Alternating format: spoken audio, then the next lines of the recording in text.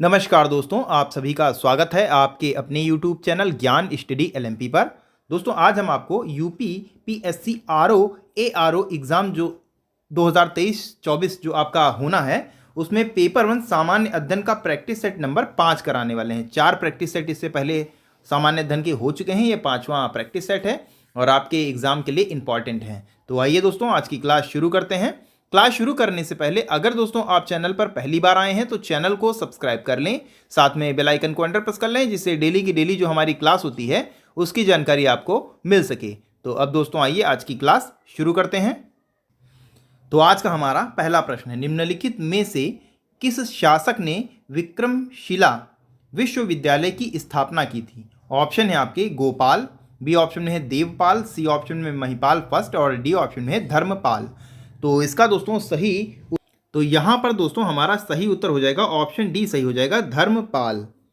पाल वंश का शासक धर्मपाल जो कि 770 से 810 ईस्वी तक रहा, ने विक्रमशिला विश्वविद्यालय की स्थापना की थी और पाल वंशीय राजा बौद्ध मतावलंबी थे, जिसके फलस्वरूप उनके काल में बौद्ध शिक्षा केंद्रों की काफ़ी उन्नति हुई।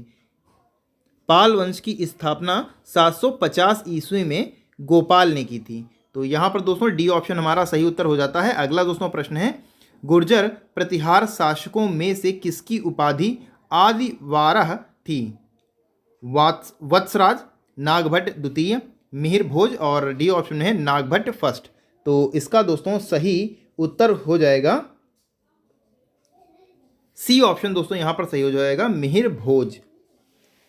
गुर्जर प्रतिहार शासक मिहिर भोज विष्णु भक्त था और उसने विष्णु के सम्मान में आदिवारह की उपाधि ग्रहण की थी। मिहिर भोज प्रतिहार वंश का सबसे शक्तिशाली शासक था और उसने अपनी राजधानी कन्नौज में बनाई थी। मालवा का शासक नागभट्ट प्रथम ने 725 ईस्वी में गुर्जर प्रतिहार वंश की स्थापना की थी। तो यहाँ पर दोस्तों सी ऑप्शन सही उत्तर हो जाएगा। आइए आगे चलते हैं। अगला दोस्तों हमारा प्रश्न है, निम्नलिखित शासकों के नाम सही कालानुसार संयोजित कर अपना उत्तर नीचे दिए गए कूट से चयन कीजिए। विद्याधर, धंग, यशोवर्मा, कीर्ति वर्मा। तो अब आपको इसमें कालानुक्रम के अनुसार इनको सही लगाना है।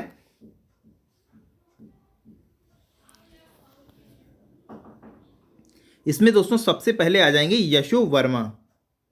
यशोवर्मा हमारे फर्स्ट हो जाएंगे। तो और यशोवर्मा 925 से 950 ईस्वी तक शासक रहा इनका। उसके बाद धंग आ जाएंगे, ये 2 नंबर पे हो जाएगा और इनका शासनकाल 950 से 1002 ईस्वी तक रहा। उसके बाद विद्याधर आएंगे, ये 3 नंबर आपका हो जाएगा विद्याधर और इनका शासनकाल 1019 से 1029 ईस्वी तक रहा। और सबसे अंत में यहाँ पर कीर्ति वर्मा आएंगे और इनका शासनकाल की अगर हम बात कर लें तो इनका शासनकाल 1060 से 1100 ईस्वी तक रहा। तो इस प्रकार दोस्तों सही ऑप्शन हमारा हो जाएगा 3, 2, 1, 4। 3, 2, 1, 4 हमारे ए ऑप्शन में दिया हुआ है। तो ए ऑप्शन यहाँ पर हमारा सही उत्तर हो जाता है। आइए आगे चलते हैं। अगला दोस्तों हमारा प्रश्न है, निम्नलिखित में कौन सा युग्म सही सुमेलित नहीं है? सही सुमेलित नहीं आपको यहाँ पर बताना है। नहीं जब आया करे तो थोड़ा सा ध्यान देने की ज़रूरत होती है। एक तरफ यात्री दिए हुए हैं और एक तरफ देश दिया हुआ है। अब आपको इसमें देखना है कौन सा इनमें से सही नहीं है।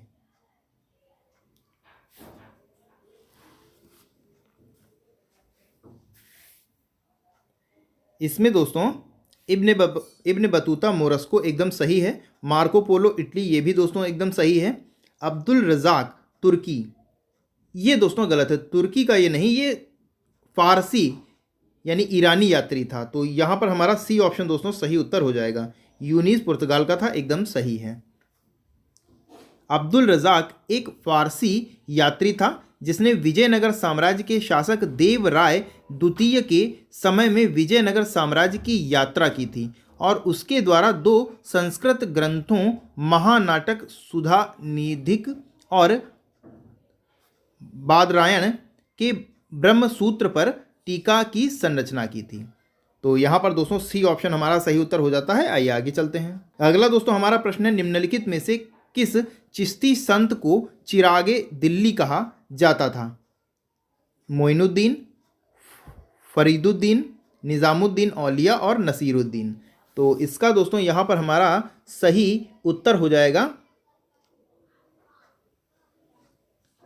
नसीरुद्दीन महमूद चिश्ती। यहाँ पर हमारा सही उत्तर हो जाएगा, यानी डी ऑप्शन दोस्तों यहाँ पर हमारा सही उत्तर हो जाएगा। शेख नसीरुद्दीन महमूद चिश्ती संत शेख निज़ामुद्दीन औलिया के उत्तराधिकारी थे और ये चिरागे दिल्ली के नाम से लोकप्रिय हुए। चिश्तिया परंपरा की नींव ख्वाजा मोइनुद्दीन चिश्ती ने डाली थी। इन्होंने अजमेर में अपना निवास स्थान बनाया और निज़ामुद्दीन औलिया को योग के प्राणायाम पद्धति को अपनाने के कारण उन्हें योगी सिद्ध भी कहा जाता था। तो इस प्रकार दोस्तों यहाँ पर डी ऑप्शन हमारा सही उत्तर हो जाएगा।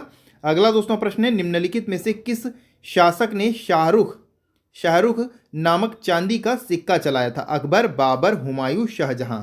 तो इसका दोस्तों सही उत्तर हो जाएगा बाबर, यानी यहाँ पर हमारा बी ऑप्शन सही उत्तर हो जाएगा। मुगल वंश के संस्थापक ज़हीरुद्दीन बाबर ने काबुल में शाहरुख नामक चांदी का सिक्का तथा गांधार में बाबरी चांदी का सिक्का चलाया था। शाहरुख सिक्का उनके पूर्वज और बाबरी सिक्का स्वयं बाबर के नाम से था। अकबर द्वारा चलाए गए सिक्के का सोने का जो कि था नाम शंसब और शाहजहां ने आना नामक छोटे मूल्य के चांदी का सिक्का चलाया था। आना जो शाहजहां ने चलाया था उसे आना कहते हैं और जो अकबर ने चलाया था उसे शंसब कहते हैं। तो यहाँ पर दोस्तों शाहरुख के बारे में पूछा गया है, ये दोस्तों बाबर ने चांदी का सिक्का चलाया था, तो यहाँ पर हमारा बी ऑप्शन सही उत्तर हो जाएगा।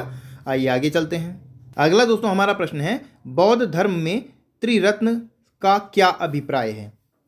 त्रिपिटक, बुद्धम धम्मम संगम, शील समाधि संगम, सत्य अहिंसा, करुणा। तो इसका दोस्तों सही उत्तर है बुद्धम धम्मम संगम, यानी यहाँ पर हमारा बी ऑप्शन दोस्तों सही उत्तर हो जाएगा। बुद्ध धर्म के त्रिरत्न हैं जिनका अभिप्राय बुद्धम, संगम और धम्मम है। बौद्ध दर्शन के अनुसार यह सृष्टि विभिन्न चक्रों में विभाजित है और इसमें एक बुद्ध चक्र जो दूसरा शून्य चक्र होता है, हम बुद्ध चक्र के हैं। बुद्ध धर्म के त्रिपिटक में सुत्त पिटक, विनय पिटक और अधिधम्म पिटक शामिल हैं। बौद्ध धर्म के 10 शील हैं जिनमें सत्य, अहिंसा, अस्तेय यानी चोरी न करना और ब्रह्मचर्य आदि शामिल हैं। तो इस प्रकार दोस्तों यहाँ पर बी ऑप्शन सही उत्तर हो जाता है। आइए आगे चलते हैं। अगला दोस्तों हमारा प्रश्न है, चंपारण कृषि जांच समिति का सदस्य निम्नलिखित में से कौन नहीं था? FG sly, DJ read, Anugrah Narayan और महात्मा गांधी। तो इसका दोस्तों यहाँ पर हमारा सही उत्तर हो जाएगा FG स्लाई, यानी यहाँ पर हमारा ए ऑप्शन सही उत्तर हो जाएगा। FG स्लाई चंपारण कृषि जांच समिति के सदस्य नहीं थे।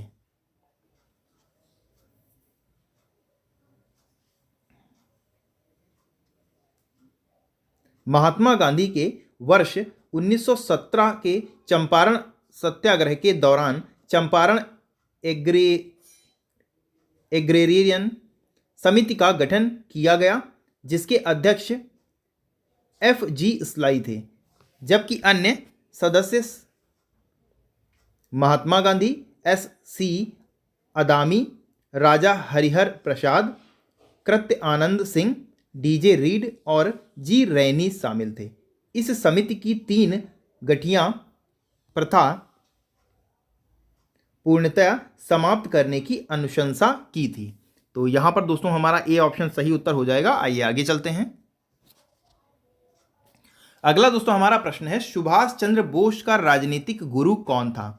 GK गोखले, CR दास, BC पाल और डी ऑप्शन में BG तिलक। तो इस प्रश्न का दोस्तों सही उत्तर हो जाएगा CR दास यानी चितरंजन दास। तो यहाँ पर दोस्तों हमारा बी ऑप्शन सही उत्तर हो जाएगा। सुभाष चंद्र बोस के राजनीतिक गुरु CR दास यानी चितरंजन दास थे और सुभाष चंद्र बोस वर्ष 1938 में कांग्रेस के हरिपुरा अधिवेशन के अध्यक्ष चुने गए थे। बाद में उन्होंने कांग्रेस में त्यागपत्र दे दिया था, देकर वर्ष 1939 में फॉरवर्ड ब्लॉक नामक नए संगठन की स्थापना की। गोपाल कृष्ण गोखले महात्मा गांधी के राजनीतिक गुरु थे। तो यहां पर दोस्तों बी ऑप्शन हमारा सही उत्तर हो जाएगा। अगला दोस्तों प्रश्न है, निम्नलिखित में से किस शासक ने दीवाने आमिर कोही विभाग की स्थापना की? बलबन, अलाउद्दीन खिलजी, मोहम्मद बिन तुगलक, फिरोज शाह तुगलक। तो इसका यहां पर हमारा सही उत्तर हो जाएगा मोहम्मद बिन तुगलक, यानी यहां पर हमारा सी ऑप्शन दोस्तों सही उत्तर हो जाएगा।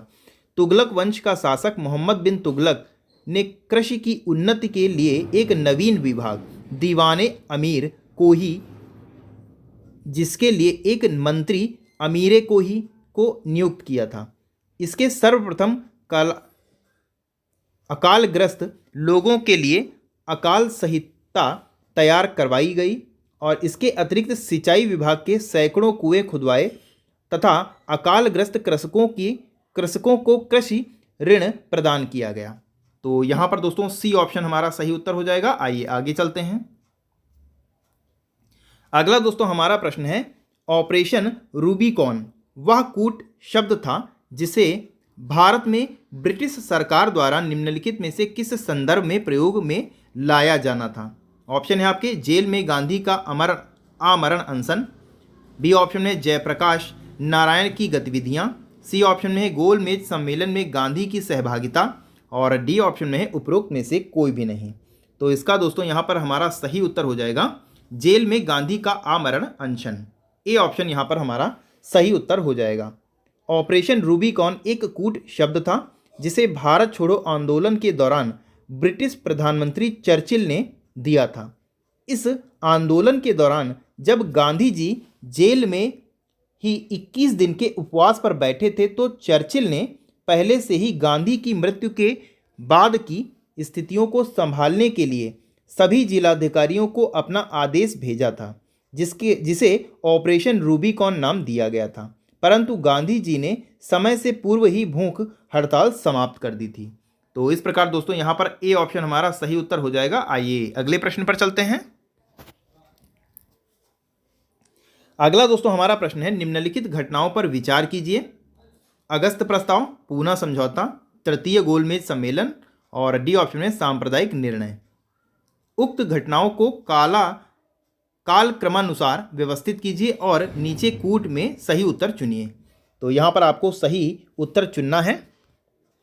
इसमें दोस्तों सबसे पहले सांप्रदायिक निर्णय हुआ, उसके बाद पूना समझौता आएगा, उसके बाद दोस्तों यहाँ पर तृतीय गोलमेज सम्मेलन और अंत में अगस्त प्रस्ताव आएगा। तो इस प्रकार दोस्तों 4, 2, 3, 1 यानी यहाँ पर हमारा बी ऑप्शन दोस्तों सही उत्तर हो जाएगा। सबसे पहले दोस्तों सांप्रदायिक निर्णय, इसकी घोषणा 16 अगस्त 1932 को ब्रिटिश प्रधानमंत्री रैमजे मैकडोनाल्ड ने ब्रिटिश संसद में की थी और उसके बाद जो पूना समझौता आया हुआ यह 26 सितंबर 1932 को महात्मा गांधी और भीमराव अंबेडकर के बीच हुआ था। तीसरा है तृतीय गोलमेज सम्मेलन, यह सम्मेलन लंदन में 17 नवंबर 1932 को प्रारंभ होकर 24 दिसंबर 1932 को बिना किसी निर्णय के समाप्त हुआ और अंत में डी ऑप्शन जो 1 नंबर पे है अगस्त प्रस्ताव, वो 1940 में भारत के तत्कालीन वायसराय लॉर्ड लिनलिथगो ने युद्धकालीन गतिविधियों को दूर करने के लिए अगस्त प्रस्ताव की घोषणा की थी। तो इस प्रकार दोस्तों यहाँ पर बी ऑप्शन दोस्तों सही उत्तर हो जाता है। आइए अगले प्रश्न पर चलते हैं। अगला दोस्तों हमारा प्रश्न है, निम्नलिखित में कौन सा युग्म सही सुमेलित नहीं है? यहाँ पर दोस्तों ध्यान देने वाली बात है, नहीं पूछा गया यहाँ पर। इसमें दोस्तों सहायक संधि लॉर्ड वेलेजली एकदम सही हो जाएगा, राज्य अपहरण नीति डलहौजी एकदम सही हो जाएगा, स्थायी बंदोबस्त लॉर्ड कॉर्नवालिस सही हो जाएगा। तो सही उत्तर यहाँ पर ए ऑप्शन हमारा हो जाएगा स्थानीय स्वशासन। ये दोस्तों लॉर्ड लिटन के समय में न होकर लॉर्ड रिपन 1882 ने किया था। इसलिए रिपन को स्थानीय स्वशासन का जनक कहा जाता है। लॉर्ड लिटन ने सिविल सेवा प्रवेश परीक्षा की अधिकतम आयु 21 वर्ष से घटाकर 19 वर्ष कर दी थी। इनके काल में 1878 ईस्वी में वर्नाकुलर प्रेस एक्ट और आर्म्स एक्ट पारित किया गया था। तो यहाँ पर ए ऑप्शन सही उत्तर हो जाएगा। ये आगे अगला दोस्तों है, कूका आंदोलन की नींव कब पड़ी थी? कब पड़ी थी आपको बताना है। बंगाल में, बिहार में, पंजाब में, महाराष्ट्र में, कहाँ पर पड़ी थी ये आपको बताना है। तो इसका दोस्तों सही उत्तर है पंजाब में। कूका आंदोलन की नींव पंजाब में पड़ी थी। कूका आंदोलन की नींव पंजाब में पड़ी थी। इस आंदोलन के प्रवर्तक भगत जवाहरमल थे, जो सियान साहब के नाम से प्रसिद्ध थे। कुकाओं का पहला विद्रोह राम सिंह के अधीन 1869 ईस्वी में फिरोजपुर पंजाब में जो कि है में हुआ था। कूका आंदोलन एक धार्मिक आंदोलन था जिसका उद्देश्य सिख धर्म में प्रचलित बुराइयों और अंधविश्वासों को दूर कर इस धर्म को शुद्ध करना था। तो यहाँ पर सी ऑप्शन सही उत्तर हो जाएगा। अगला दोस्तों हमारा प्रश्न है, निम्नलिखित में से कौन सा एंजाइम प्रोटीनों को अमीनो अम्ल में विघटित करता है? Pepsin, lactase, यूरिएस, जाइमेज। तो इसका यहाँ पर सही उत्तर हो जाएगा, इसमें दोस्तों पेप्सिन सही उत्तर हो जाएगा। पेप्सिन यहाँ पर हमारा सही उत्तर हो जाएगा। पेप्सिन एंजाइम प्रोटीनों को अमीनो अम्लों से विघटित करता है। तो यहाँ पर ए ऑप्शन सही उत्तर हो जाएगा। आइए आगे चलते हैं। अगला दोस्तों हमारा प्रश्न है, निम्नलिखित में से कौन सा व्यक्ति आजाद हिंद फौज से जुड़ा नहीं था? ऑप्शन है आपके major general Shahnawaz Khan, B option में है colonel Prem Kumar Sahgal, C option में है कर्नल शौकत अली मलिक और डी ऑप्शन में मेजर करतार सिंह। तो इस प्रश्न का दोस्तों सही उत्तर हो जाएगा, इसमें दोस्तों मेजर करतार सिंह हमारा सही उत्तर हो जाएगा, यानी यहाँ पर हमारा डी ऑप्शन सही उत्तर हो जाएगा। मेजर करतार सिंह आज़ाद हिंद फौज से संबंधित नहीं है। आज़ाद हिंद फौज का गठन 1 सितंबर 1942 को कैप्टन मोहन सिंह ने किया था। Major general Shahnawaz Khan, colonel Prem Kumar Sehgal और कर्नल शौकत अली मलिक, गुरबख्श सिंह ढिल्लो आदि आज़ाद हिंद फौज से जुड़े हुए थे। वर्ष 1945 में आज़ाद हिंद फौज के सिपाही गुरबख्श सिंह, श्री प्रेम सहगल और शहनवाज पर लाल किले में मुकदमा चलाया गया था। बचाव पक्ष के वकीलों में भूलाभाई देसाई, तेज बहादुर संप्रू और जवाहरलाल नेहरू शामिल थे। तो यहाँ पर दोस्तों डी ऑप्शन हमारा सही उत्तर हो जाएगा। आइए आगे चलते हैं। अगला हमारा प्रश्न है, निम्नलिखित हार्मोन्स में कौन सा एक स्त्रीलिंग हार्मोन्स है? एंड्रोस्टेरोन, टेस्टोस्टेरोन, एस्ट्रोन और थायरॉक्सिन। तो इसका दोस्तों यहाँ पर सही उत्तर हो जाएगा, इसमें सही उत्तर हो जाएगा एस्ट्रॉन, यानी यहाँ पर हमारा सी ऑप्शन दोस्तों सही उत्तर हो जाएगा। अगला प्रश्न है, समुद्री घास निम्नलिखित तत्व का मुख्य तथा महत्वपूर्ण स्रोत है? आयोडीन का है, क्लोरीन, ब्रोमीन और डी ऑप्शन में है इनमें से कोई नहीं। तो इसका दोस्तों सही उत्तर हो जाएगा, इसका दोस्तों आयोडीन सही उत्तर हो जाएगा, यानी यहाँ पर हमारा ए ऑप्शन सही उत्तर हो जाएगा। समुद्री घास आयोडीन प्राप्ति का प्रमुख स्रोत है। तो यहाँ पर ए ऑप्शन सही उत्तर हो जाता है। आइए आगे चलते हैं। अगला हमारा प्रश्न है, निम्नलिखित में से कौन सा युग्म सही सुमेलित नहीं है? विटामिन डी सूखा रोग, विटामिन सी मसूड़ों में खून आना, विटामिन ए गठिया और डी ऑप्शन में है विटामिन बी1 बेरी बेरी। तो इसमें यहाँ पर सही उत्तर हो जाएगा विटामिन ए गठिया, यहाँ पर हमारा सही उत्तर हो जाएगा। अगला प्रश्न है, मकड़ियों द्वारा उत्पादित रेशम कहलाता है? टारस रेशम, मूंगा रेशम, गौसमिर रेशम, अहिंसा रेशम। तो इसका दोस्तों सही उत्तर हो जाएगा गौसमिर रेशम, यहाँ पर हमारा सी ऑप्शन दोस्तों सही उत्तर हो जाएगा इस प्रश्न का। आइए आगे चलते हैं। अगला दोस्तों हमारा प्रश्न है, एक सामान्य 70 किलोग्राम भार वाले वयस्क मनुष्य में रक्त की कुल मात्रा होती है, कितनी होती है आपको बताना है? 6000 मिली, 5000 मिली, 4000 मिली, 3000 मिली। तो इसका दोस्तों सही उत्तर हो जाएगा 6000 मिली, यहाँ पर हमारा सही उत्तर हो जाएगा, यानी ए ऑप्शन दोस्तों सही उत्तर हो जाएगा। एक सामान्य 70 किलोग्राम भार के वयस्क मनुष्य में रक्त की कुल मात्रा 6000 मिली होनी चाहिए लगभग में। अगला दोस्तों प्रश्न है, ऊष्मा की इकाई निम्नलिखित में से कौन नहीं है? सेंटीग्रेड, कैलोरी, आर्ग, जल। यहाँ पर जल नहीं जूल होगा दोस्तों, एक गलत टाइप हो गया है।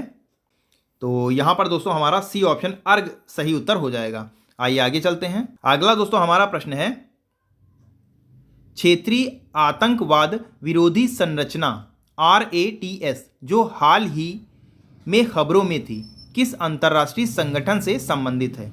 संयुक्त राष्ट्र, UN, संघीय सहयोग आंदोलन SCO, उत्तर अटलांटिक संधि संगठन यानी कि NATO, और डी ऑप्शन है दक्षिण पूर्व एशियाई देशों का संगठन।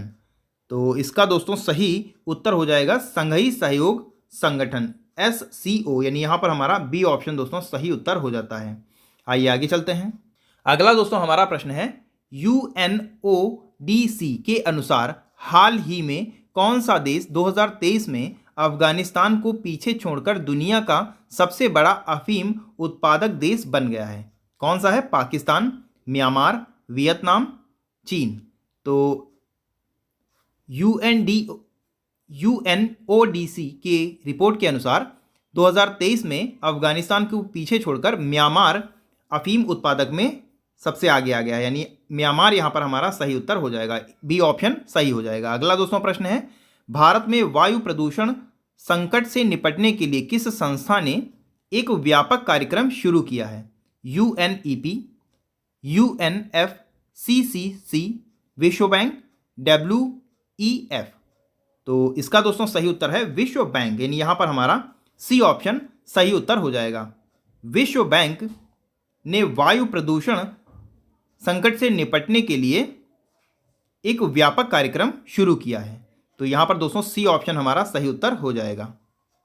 तो कैसी लगी दोस्तों आज की क्लास, आपको कमेंट करके बताना है, और कितने प्रश्न दोस्तों आज की क्लास में आपके सही हुए ये भी आपको कमेंट करके बताना है। और अगर क्लास आपको अच्छी लगी हो तो वीडियो को लाइक करें और ज़्यादा से ज़्यादा शेयर करें।